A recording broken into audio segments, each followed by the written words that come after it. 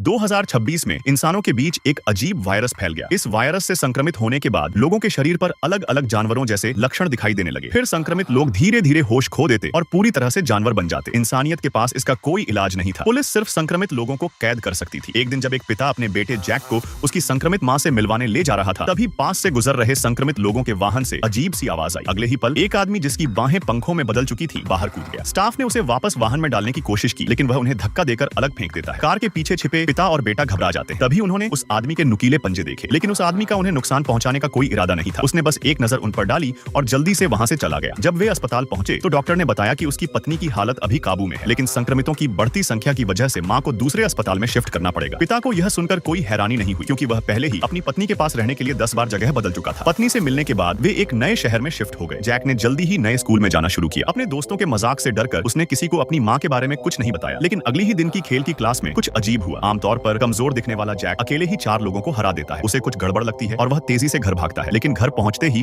उनका हमेशा शांत रहने वाला कुत्ता उस पर भौंकने लगता है। फिर जैक अपनी उंगली के नाखून से एक जानवर जैसा पंजा बाहर खींचता है और भी बुरा, उसे पता चलता है कि उसकी रीढ़ की हड्डी भी बाहर निकलने लगी है। जैक को आखिरकार एहसास होता है कि वह भी वायरस की चपेट में आ चुका है। वह तुरंत बाथटब में जाता है और अपने शरीर को जोर जोर से धोने लगता है। वह बुरी तरह से चाहता है कि ये पराये बदलाव उसके शरीर से मिट जाए। उसी शाम जैक एक क्लासमेट की पार्टी में गया, लेकिन एक ड्रिंक लेने के बाद ही उसे चक्कर आने लगे। पास खड़ी एक लड़की ने उसे होश में लाने वाली दवा दी, लेकिन जैक ने उसे जीभ से चाट लिया। तभी पास के जंगल से अजीब आवाजें आने लगी। जैक एक रहस्यमयी ताकत से खींचता हुआ सीधे जंगल की ओर दौड़ पड़ा।